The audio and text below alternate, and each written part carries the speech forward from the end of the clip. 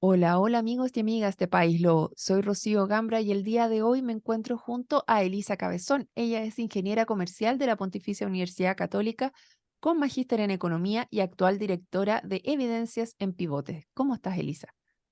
Hola Rocío, muchas gracias por la invitación. Muchas gracias a ti por aceptar y conversar el día de hoy conmigo y con todos nuestros auditores, porque les cuento que nosotros no tuvimos la visita del ministro Marcel y la ministra Jara, que andaban en su recorrido por el sur de Chile y vinieron a presentar la propuesta de reforma de pensiones. Yo estuve ahí en el auditorio sentada en el suelo porque había harta gente escuchándolos muy atentamente, pero sabes que tengo un montón de dudas de los números detrás de esto y dije, bueno, ¿quién me los puede responder? Bueno, aquí tenemos a esta ingeniera y magíster en economía para que nos resuelva distintas dudas. La primera que yo he conversado bastante y lo hemos dicho en otros momentos en el Política Podcast, que es un programa político que tenemos cuando hemos hablado de reforma a pensiones, es el tema de la tasa de reemplazo.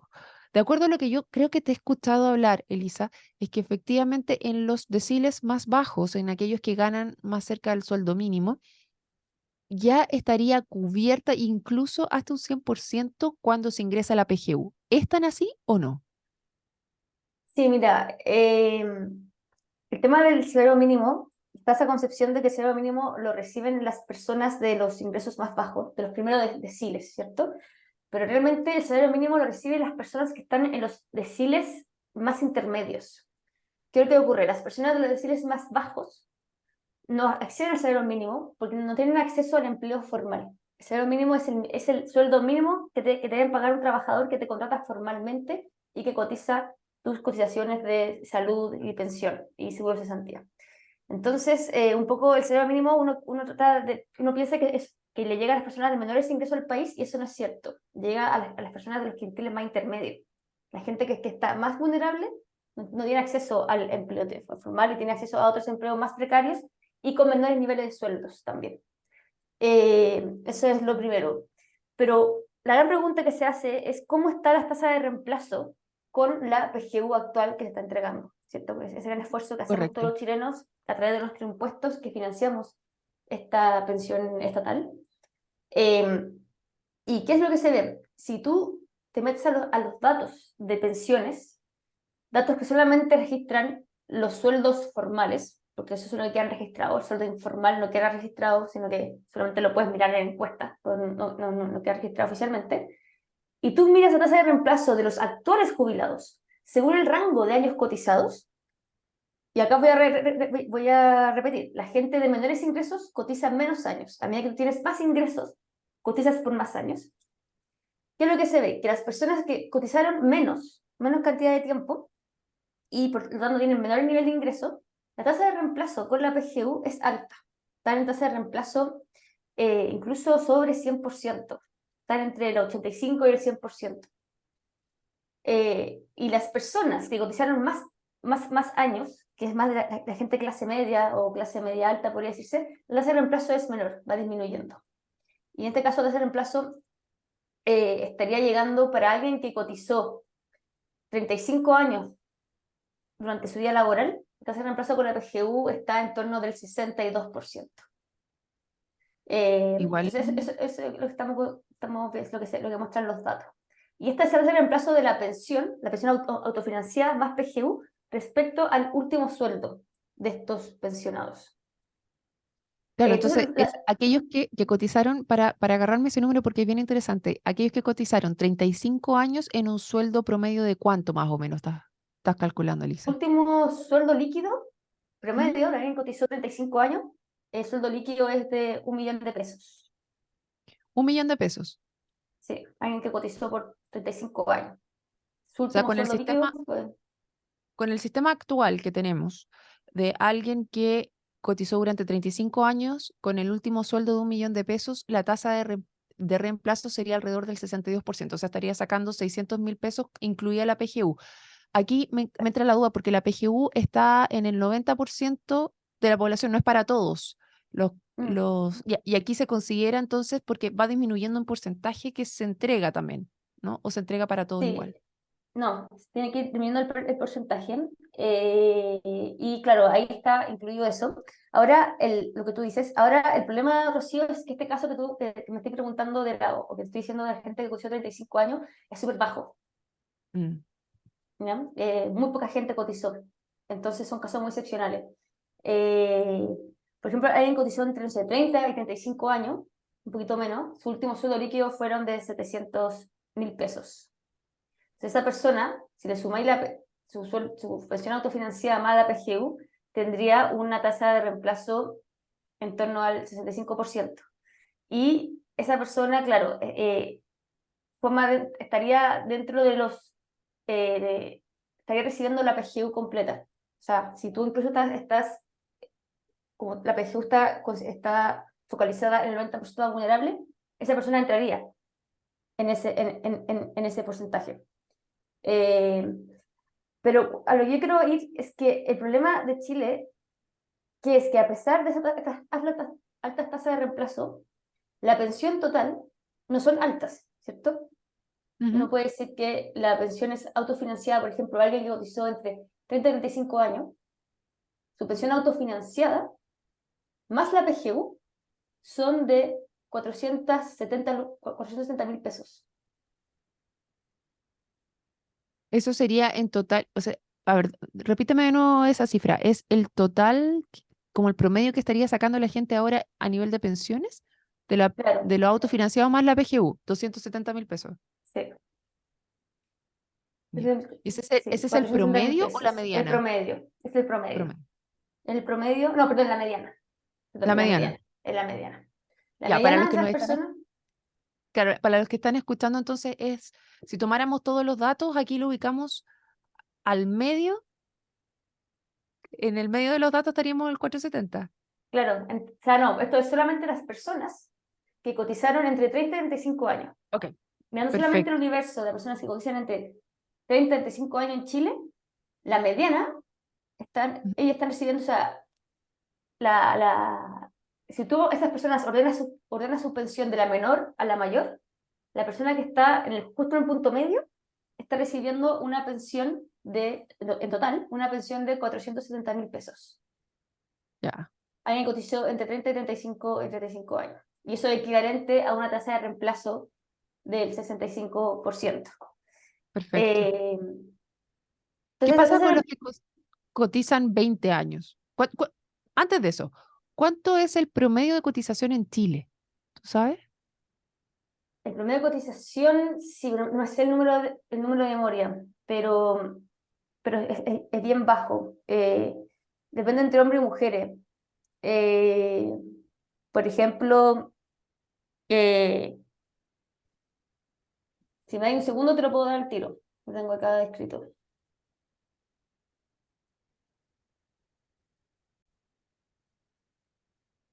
Mira, aquí te los tengo. Por ejemplo, de las mujeres que hoy están jubiladas, el 27% de ellas, o sea, un poquito más de un cuarto, cotizó entre 0 y 3 años. Nada. Nada. Y el de los hombres, el 50% de los hombres jubilados cotizó menos de 16 años. Y También es las poco. mujeres, la mitad de las mujeres jubiladas cotizó por menos de 10 años. Entonces acá el problema que tenemos en Chile es que si tú cotizas, como te dimos los datos de antes, más la PGU, los jubilados que cotizaron, pueden tener tasas de reemplazo que son aceptables en relación a la OECD, que está entre 60 y 70, y 70 años. Y las personas que cotizaron muy poco, cotizaron 5 años, que cotizaron 10 años, su tasa de reemplazo con la PGU es sobre 100, pero es sobre 100 porque esas personas, su último sueldo formal es muy bajo también. O sea, a medida que Claro. tú tienes menos ingreso, a medida que tú eres más vulnerable, cotizas menos, participas menos del empleo formal y además, cuando participas del empleo formal, participas con un sueldo muy bajo. Entonces acá, eso hace que la tasa de reemplazo para ellos sean altas. O sea, esas personas reciben una PGU de 206.000 pesos que hoy, su tasa de reemplazo es alta en consideración con su último sueldo formal. Pero no es porque la pensión en sí sea alta, sino es porque su último sueldo Era formal muy es bajo, bajo. claro. Entonces, acá el problema que tenemos es que da lo mismo la reforma que haga el gobierno o que haga el futuro, o haga el futuro gobierno, no sé, si es que no llegamos a acuerdo. Este problema de las pensiones en Chile, no vamos a lograr tener buenas pensiones si es que no fortalecemos la fuente de las pensiones. Y la fuente de las pensiones es el mercado laboral formal. Y acá la pregunta es, como que uno se hace, es ¿cómo fortalecemos el empleo formal? ¿Cuál es la forma de que más personas tengan sueldos formales y que además sean buenos sueldos, sean mejores sueldos? Y acá la respuesta, Rocío, es que la principal fuente para aumentar la cobertura del empleo formal es el crecimiento económico. Y eso es lo que demuestran los datos en Chile. En Chile tú ves que a medida que el PIB per cápita del país aumenta, la cobertura del empleo formal también aumenta. Pero ¿qué ha ocurrido? Desde los últimos 10 años, desde 2013, el empleo formal junto con nuestra economía han estado estancadas, sin un cambio relevante. Porque en nuestro país, nuestro crecimiento económico se estancó en el 2013-2014. Y ahí estamos. Entonces, yo creo que está bien que hacer una reforma de pensiones, pero yo creo que la reforma de pensiones no va a resolver el problema central que tenemos. El problema central que tiene Chile es que la gente no está cotizando y no está participando de un mercado laboral robusto. Y la única forma de que este mercado fortalecerlo, que más gente participe y se beneficie de él, es a través del crecimiento económico. Entonces, ok, perfecto, hablemos de una reforma de pensiones, pero paralelamente los políticos también tienen que hablar de una agenda pro crecimiento de la economía en Chile. Y en ese sentido, a mí me llamó la atención cuando yo estaba hablando, o sea, cuando no yo estaba hablando, yo lo fui a escuchar a los ministros, ellos decían, para que esto se logre, lo que se necesita es el pacto fiscal, porque sin el pacto fiscal no vamos a llegar a estos números. ¿Cómo lo ves tú ahí? Exactamente. El pacto fiscal, yo estoy de acuerdo con los ministros, súper importante. El pacto fiscal lo que colocaba era tres puntos principales. Primero, modernizar el Estado para que si el Estado está pidiendo más tributación y más impuestos a los chilenos, lo mínimo es que el Estado haga un esfuerzo por ser más eficiente en el gasto público. Entonces, eso, que haya modernización del Estado. Y la segunda parte del pacto fiscal es que haya crecimiento, porque sin crecimiento un país que solamente aumenta impuestos y sin crecimiento, lo único que hace hacer es ahogar al país. Tú tienes que hacer que este país siga creciendo. Y a medida que crezca, tú puedes ir agregando más impuestos, pero no antes. Ahí hay que aumentar la base tributaria a través del crecimiento económico. Y después, al final, lo que dice este pacto es que una vez que hemos logrado una modernización del Estado, en que el gasto es más eficiente y gastado mejor, y una vez que hemos aumentado nuestra base tributaria a través del crecimiento, ahí el neto que falta para recaudar se va a hacer a través de impuestos. El aumento del impuesto lo ponen al final, lo colocan después de haber hecho más eficiente el Estado y después de haber aumentado el crecimiento de la economía. Y ese es un discurso que yo valoro mucho, porque era un discurso que yo no escuchaba en ese sector político, donde está De el sector del hecho, gobierno. debo decir que es primera vez que lo escucho de esa manera, porque incluso estando acá, el ministro no fue capaz de presentarlo así como, primero hagamos esto, segundo hagamos esto y tercero hagamos esto. Entonces, me queda la duda de si efectivamente es porque lo que se hablaba principalmente era de la recaudación para poder llevarlo a esto. O sea, nosotros lo que recaudemos lo vamos a gastar acá, más que efectivamente esto. Hagamos una modernización, gastemos más eficientemente, crezcamos y después recaudamos, después subimos para recaudar más. Eh, Sí, bueno, lo que pasa está así en el documento que compartió el gobierno y a mí me llamó la atención. Lo dice textual. El gobierno lo que dice el pacto fiscal es que Chile necesita creo que 8.000 millones de dólares para financiar PGU, fortalecer salud eh, y harían dos medidas más seguridad, seguridad seguridad, y me listas de falta espera, una. pero creo que eso es salud, Sí, salud, reducción lista de de listas de espera. espera. Sea, ellos quieren recaudar cerca de 8.000 millones de dólares. Y ellos dijeron que para recaudar, primero, era la eficiencia del Estado. Van a hacer un conjunto, una comisión de expertos para ver qué parte del Estado se puede gastar menos y se puede transferir a las partes del Estado que son más eficientes. Y así obtener más recursos con esa munición del Estado. Esa era la primera recaudación, munición del Estado. La segunda recaudación decían que era a través del crecimiento económico. A medida que Chile crece, los impuestos se cobran sobre una mayor base tributaria. Eso aumenta la Ujú. recaudación del país. Es el segundo.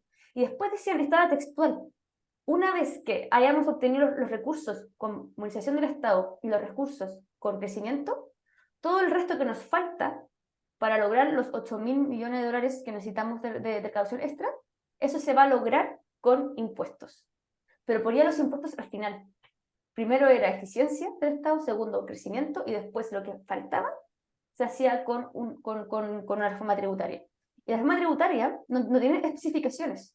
Y ellos decían que la especificación de esa reforma tributaria se iba a hacer después de que una comisión de economistas dijeran cuántos recursos se pueden obtener a través de movilización y a través de crecimiento. Entonces fue un cambio muy Pero fuerte en el discurso del gobierno. estoy de acuerdo contigo, pero ¿para qué necesita el apoyo del Congreso el gobierno para hacer una comisión de expertos para poder ver cómo mejorar el gasto fiscal? Pero la comisión de expertos no necesita pasar por el gobierno. No, po, Ellos lo van a llamar. Necesitan, ellos lo podrían hacer desde ahora, o sea, no necesitan que se firme, empezar a conversar sobre un alza de impuestos. Si es que ellos no han puesto eso ahora, ¿por qué no podrían hacerlo desde ya? Y lo segundo que tú señalas, las medidas pro crecimiento también podrían empezarse. Ahora, ahí está como el muñequeo para meter la tercera, ¿o no? Eh, exactamente. Exactamente, Rocío. De hecho, esa es la estrategia, yo también creo, que es un poco para negociar esto, para negociar lo tercero, que es el aumento de impuestos, que es la reforma que van a publicar en marzo, ¿cierto? Porque tienen que claro. esperar hasta marzo para publicar una nueva reforma, dado que se le rechazó la anterior en este año. Pero sí, o sea, entre líneas es lo que tú dices. Ahora, por el documento oficial del gobierno fue un cambio de discurso bien fuerte que sorprendió. A mí me sorprendió. Pero sí, volviendo al tema de la PGU y de la tasa de reemplazo, con estas condiciones de mercado laboral que tenemos, no vamos a tener buenas pensiones. Y bajo cualquier sistema, ya sea un sistema de reparto, ya sea un sistema de cuentas nacionales, necesitamos un sistema, necesitamos una agenda pro crecimiento y que se discuta rápido en el Congreso. La Sí, única y forma de mejorar las ahí, pensiones en el país. para ser bien honestas, yo le digo que me fui atrás y revisé los videos que les hice y claro, tienen una fase. Y la primera fase corresponde a agosto y septiembre del 2023, donde justamente es convocatoria a actores económicos y sociales, estimaciones de espacio fiscal por crecimiento y eficiencia, preparación de proyectos sobre fiscalización del cumplimiento de las obligaciones tributarias y ordenamiento de iniciativas pro crecimiento, reforma al Estado en proyectos de ley. Y después, entre octubre y diciembre, es la comisión de implementación, ingreso, priorización. Y la tercera, como tú ya señalabas, en marzo-mayo del 2024 es el ingreso al Congreso Nacional de Proyecto de Reforma de Impuestos a la Renta y tramitación y despacho de proyectos remanentes pro crecimiento y reforma. Entonces, efectivamente, durante lo que queda este segundo semestre, serían estas dos primeras instancias que estamos conversando. Movilización y crecimiento. Que eso es algo Así en que es. en Pivote nos estamos metiendo, porque nosotros queremos que este pacto fiscal, que suena muy bonito en el discurso, no quede solo en el discurso y queden hechos. Entonces, desde Pivote estamos tratando de presionar para que esto se traduzca en medidas concretas, tanto en movilización como en crecimiento del país. Claro, porque en el tema de, recordemos yo sé que me estoy metiendo en hartos temas, pero estoy aprovechando a Elisa en este minuto, ya que la tenemos aquí, porque se juntan estas dos cosas, reforma de pensiones, ley de presupuesto y el APGU. ¿Por qué quiero meter ahora ley de presupuesto? Porque una de las cosas que ellos señalan es que sin la reforma de pensiones nos podemos subir 50.000 pesos la PGU, que es tema de pensiones, y que el año pasado en la discusión de la ley de presupuesto decían, subámosle al tiro, subamos ahora a 250.000 pesos la PGU. ¿Se puede No, subir la PGU no a se través puede, de...? eso no creo que haya sido el gobierno, y tal vez eso lo No, no, han hecho no, algunos diputados o senadores. exactamente. No, sí, no, porque para presionar, pero no se puede. Tú no puedes aumentar un gasto estatal tan importante como la PGU sin antes tener fuentes de recursos que la financien.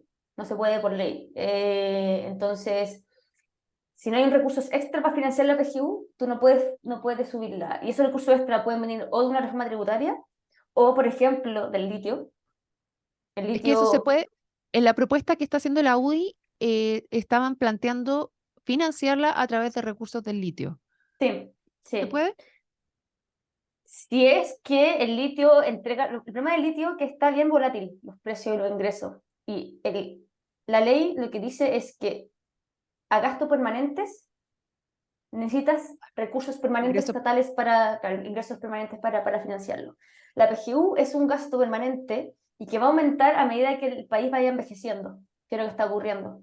Y para ese gasto tú necesitas una medida, una fuente que lo pueda financiar también de esta forma permanente y estable en el tiempo y en largo plazo. y Entonces, ahí ¿sí? te hago una pregunta. Ahí hubo también una polémica porque el ministro Marcel también señalaba que la PGU, hasta donde está ahora, ¿estaría financiada con recursos permanentes o no? ¿O efectivamente necesitamos una reforma para financiar ese pedacito? Esa fue una gran polémica que generó Mario Marcel hace un mes y medio, porque él dijo que hoy la PGU no estaba completamente financiada, lo que es grave, porque es una acusación muy grave con el trabajo legislativo del año 2021, cuando se legisló por la PGU, en que por aprobación de la mayoría del Congreso la aprobaron, y esa aprobación venía con un informe de la DIPRES que establecía que la PGU sí estaba financiada con ingresos permanentes, la actual y también la futura, la autonomía de la PGU. Entonces, esas palabras de Marcel generaron un harto resquemor porque estaría diciendo que la legislación en el año 2021 no se hizo de manera seria y que los congresistas y el gobierno en ese momento fallaron en las reglas generales. Por eso generó tanto resquemor. ¿Y eso Y sí? ahí ¿Está salió, financiada o no? no lo sé, yo no tengo toda esa información. Los que legislaron en ese momento, la DIPRES de esa época salió con su informe diciendo que sí estaba financiada. Así que bueno, ahí está el pequeño debate. Ok, entonces el financiamiento que se necesita para subir esos 50.000 pesos tendría que venir de un ingreso permanente. Eso es lo que está en discusión en este minuto. Ahora me quiero ir y yo sé que se nos ha alargado la conversación, pero es una conversación bastante compleja. Así que a todos los que han llegado aquí, los invito a que veamos, porque tengo una pregunta respecto al 6%, que es también donde está trabado principalmente la discusión, porque la discusión no está en la PGU, hay un acuerdo en general de subirla a 250.000 pesos. Mira, antes de pasar al 6%, ¿por qué dejarla estancada en 250.000 y no hacer una fórmula en la cual efectivamente pueda ir subiendo ese basal o disminuyendo en la medida que aumente la cuenta individual, Elisa? Hacer que la PGU disminuya a medida que aumente la cuenta individual. Por Eh, ejemplo. en el tema de la PGU, a mí lo que me complica en el debate es que, claro, como tú bien dices, donde hay acuerdo en todos los partidos que hay que aumentar la PGU, ¿cierto? Pasar de 206.000 a 250.000. Y a mí eso me preocupa porque al final la PGU es un reparto financiado con los impuestos de toda la población activa de la actividad económica y que va a aumentar a medida que los adultos mayores crezcan más que la economía del país, que es lo que está Ujú. ocurriendo ahora. Actualmente los adultos mayores están creciendo más que lo que está creciendo la economía en Chile. Entonces el gasto del PGU está aumentando con el tiempo. Entonces, eso de aumentar la PGU con tanta liviandad me preocupa y también me preocupa que este debate que hay acuerdo en aumentar la PGU, pero no hay acuerdo en estos 6 puntos extras sobre cómo se van a repartir. Lo que a mí me preocupa es que lo que ocurra es que al final este gobierno no se llegue a un acuerdo para reformar el plan contributivo, que es el plan de las cotizaciones con el empleo formal y que se administra en Mercado Capitales, que no se haga un acuerdo para fortalecer es el plan contributivo y solamente se llegue a un acuerdo para seguir aumentando el gasto fiscal a través de la PGU. Eso sería súper grave, porque eso es lo que puede provocar que a la larga este componente estatal sea más importante que el componente contributivo. Y eso hace que nuestro sistema en la práctica se vuelva un sistema de reparto. Deje de ser un sistema de capitalización individual principalmente, y en vez de ser Ujú. ese su principal componente, sea el componente estatal de reparto el más importante. Eso sería súper grave. Porque eso ya vemos lo que está pasando en Europa. Europa, la mayoría de los países tienen un sistema estatal de reparto. ¿Y qué está ocurriendo Ujú. con esos países? Que esos países están muy complicados sobre cómo van a financiar las futuras pensiones. En Chile tenemos la ventaja de que tenemos un sistema de capitalización individual, de ahorro individual, que no es reparto. eso nos genera presiones fiscales en el futuro. Tenemos esa ventaja. Pero si seguimos aumentando la PGU, en vez de fortalecer nuestro sistema de capitalización individual, lo que va a pasar es que Chile se va a convertir como los países europeos en un país de reparto en la práctica. Y las presiones fiscales en el futuro van a ser grandes y eso se va a convertir o en mayor deuda o en menores recursos para financiar otras políticas sociales, como por ejemplo salud o educación. Y en ese sentido, ¿tú considerarías, por ejemplo, que una de las transacciones que estaría dando el- la oposición, por ejemplo, es justamente aumentar la PGU y al aumentar la PGU no moverse del 6%, por ejemplo, la capitalización individual? ¿Es Eso es efectivamente esa una concesión? lo que yo veo que está en el debate. Y es lo que ha pasado en los últimos, desde Bachelet 1, o sea, los últimos 3 gobiernos, Bachelet 1, Piñera 1, Bachelet 2, Piñera 2, o sea, los últimos 4 gobiernos, cada vez que se habla de reforma de pensiones, la única reforma que se ha hecho ha sido fortalecer el pilar solidario, o sea, el gasto total. No se ha hecho ninguna reforma relevante y que son necesarias de fortalecer el pilar contributivo, el pilar del ahorro individual. Entonces estamos en una inercia en que cada gobierno lo único que hace es seguir aumentando el gasto fiscal y no hace ni una medida para fortalecer el pilar contributivo. Y eso yo creo que es el peligro que veo en el debate actual al escuchar a los políticos de todos los partidos, de oposición y del oficialismo. Y dentro de eso, de lo que vino a anunciar la ministra Jara y lo que ha presentado respecto a este 6% que ellos estarían proponiendo el 4-2, 4 hacia un nuevo sistema de seguro social similar a lo que existe ya el seguro de cesantía y 2 para el pilar contributivo. ¿Tú eso lo ves como algo factible? Porque pensemos que antes Piñera ya había propuesto el 3-3, pero antes de la PGU. ¿Cómo Mm. lo ves? Me pasa que cambió mucho el escenario porque el 3-3, pero fue antes de la PGU. La PGU ya es un fortalecimiento a la solidaridad en el sistema. Entonces ahí 3 a ahorro individual y 3 a solidaridad sin PGU es muy distinto que ahora que está la PGU empezar a hablar de mantener ese 3-3, porque ya está la PGU que es solidaria. Eh, a mí lo que me ocurre con la propuesta del gobierno, que son 4 a solidaridad y 2 a individual, mi pregunta es, ¿qué tipo de solidaridad quieren financiar? Porque en la propuesta original, que eran los 6 puntos a solidaridad, el gasto que era, yo calculé, y estaba en el informe del gobierno incluso, el gasto que era el bono de maternidad, el bono de cuidado, el bono a los actuales jubilados según año cotizado, esos 3 Ujú. bonos costaban 2 puntos de cotización, no los 6 puntos. Entonces la pregunta es, ¿por qué están pidiendo tantos puntos de solidaridad si son 2 puntos lo que se necesitan para la solidaridad que ellos están proponiendo? Entonces, lo encuentro curioso. Yo creo que ayudaría mucho en el debate que la ministra Jara diga, ok, 4 puntos de solidaridad, pero ¿en qué? ¿Qué es Claro. solidaridad? ¿A quién vamos a ayudar? ¿A qué grupo? ¿Cuándo? Y ahí entrar al número fino y ahí poder negociar mejor. Bueno, lo que Pero te comento que vinieron a presentar acá, que pusieron los dos casos, en el caso de hombres y mujeres, y el 0,1, que acá no vinieron a hablar de cuántos puntos de esos 6 se iban para cada cosa, sino que netamente hablaron de cuánta plata se le entregaba a cada uno. Y es ahí donde las matemáticas, y esto me recuerda a las ISAPRES cuando te ponen los distintos factores y uno tiene que comparar los sí. distintos planes con factores de cada uno y tienes que comparar peras con manzanas y en verdad se transforman casi que incomparables.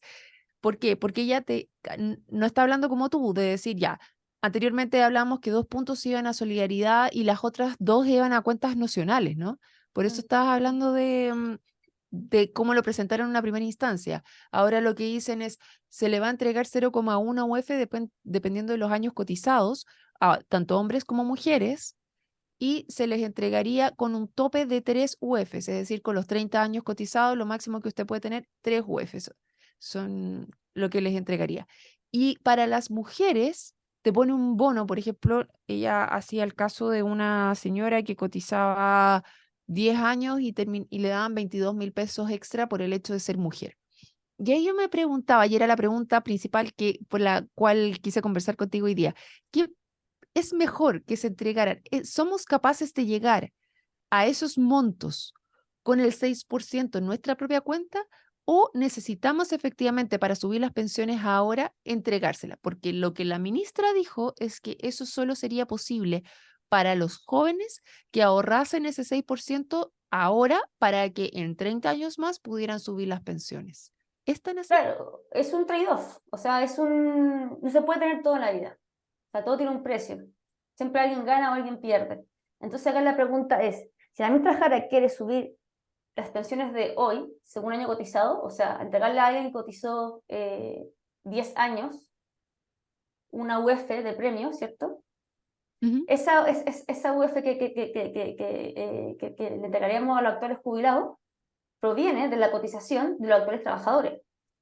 ¿Y qué pasa? Esa plata, si esa plata, ese dinero, en vez de nosotros transferírselo a los actuales jubilados, lo colocamos en nuestras cuentas individuales, que van creciendo a medida que se invierte en el mercado de capitales, por supuesto que los jóvenes de hoy salen perdiendo, obvio, porque están entregando plata de hoy para los actuales jubilados, que es plata que no tienen en sus cuentas, entonces cuando se jubilan no la van a recibir para su cuenta, porque la entregaron, es una transferencia. Entonces sí, es una solidaridad desde los jóvenes hacia los actuales jubilados. Entonces, ¿quiénes ganan? Ganan los actuales jubilados y pierden los jóvenes. Eso es. Entonces, ahora nosotros como sociedad tenemos que ponernos de acuerdo si queremos eso o no. Porque puede ser que la gente de hoy está dispuesta a entregar una parte de su cotización para seguir aumentando las pensiones de los actuales jubilados, además de la PGU, que ya es un gran esfuerzo. Es que ese, Entonces, ese ok, es el tema, porque cuando te lo ponen, por lo menos ella lo presentaba junto. Entonces decía, por ejemplo, la señora Juanita, María le habían puesto, 108.000 pesos era lo que le llegaban al final, porque en los 50 más los 36 más los 22 te da 108.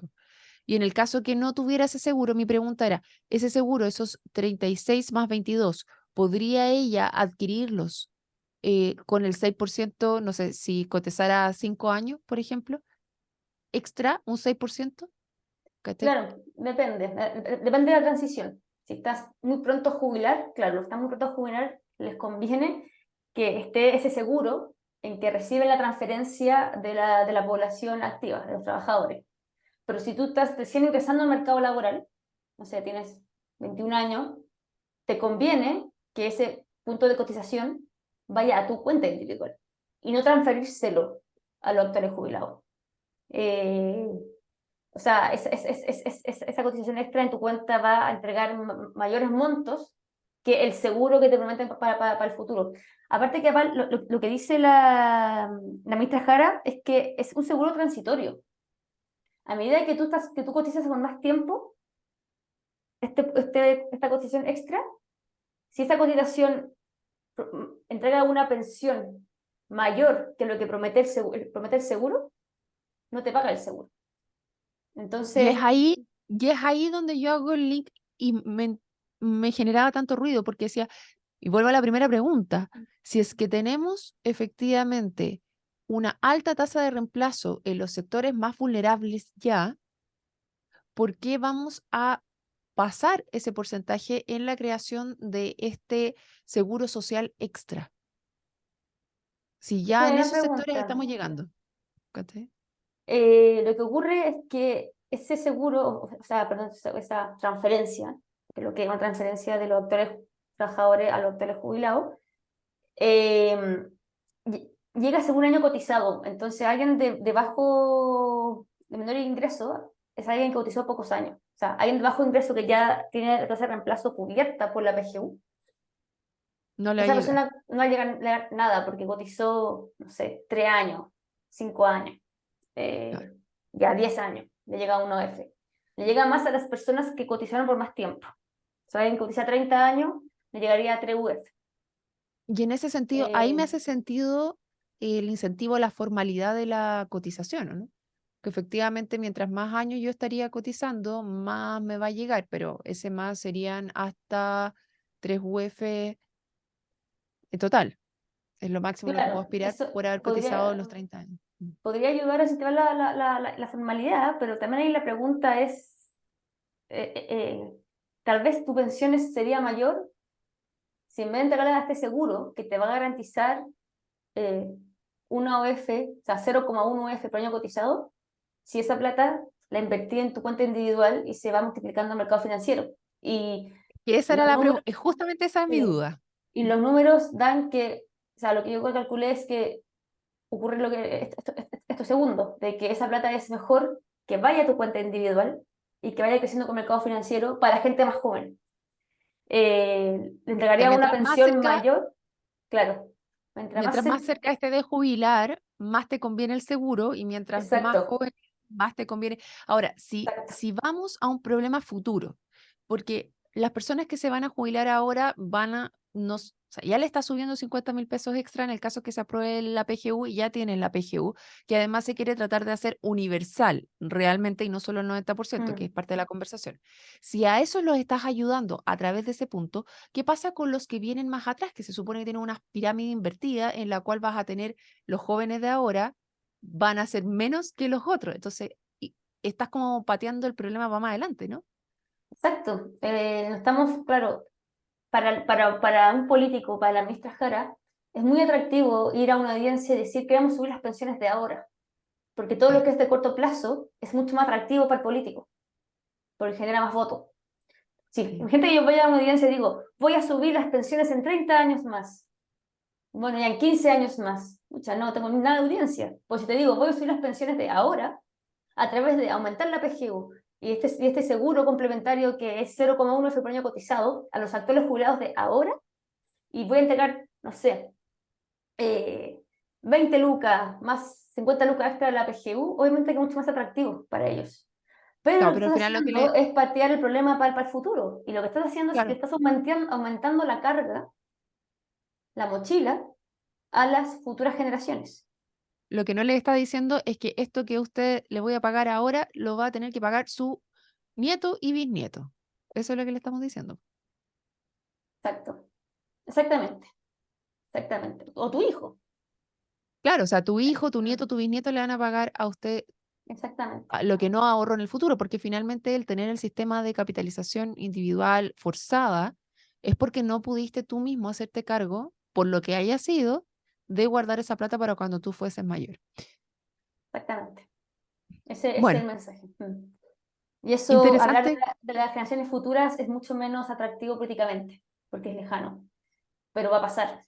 No, no existe plazo que no se cumpla. ¿Cómo el refrán? ¿O no No hay existe? plazo que no se cumpla ni deuda que no se pague. Y así Exacto. también es el tiempo de este programa que lo hicimos de extendido y de larga duración. Así que le agradezco a todos los que se sumaron y disfrutaron esta conversación junto conmigo para poder aclarar distintas dudas de este tema que en general, por lo menos a mí me pasa, es como hay tantos intereses de parte de los políticos de venderte lo que ellos te quieren entregar, que poder entender y ir un poquito más a los números, a las cifras y a los estudios como más eh, objetivo, yo creo que es refrescante, por lo menos para mí. Así que muchas gracias, Elisa Cabezón, por conversar con nosotros el día de hoy. Ya, muchas gracias, Rocío. Bueno, y a todos los que se sumaron, les recuerdo que esta y otras conversaciones las pueden revisar en www.paislobo.cl. Si les gustó, no se olviden de compartir. Nos vemos en otra oportunidad. Chao, chao.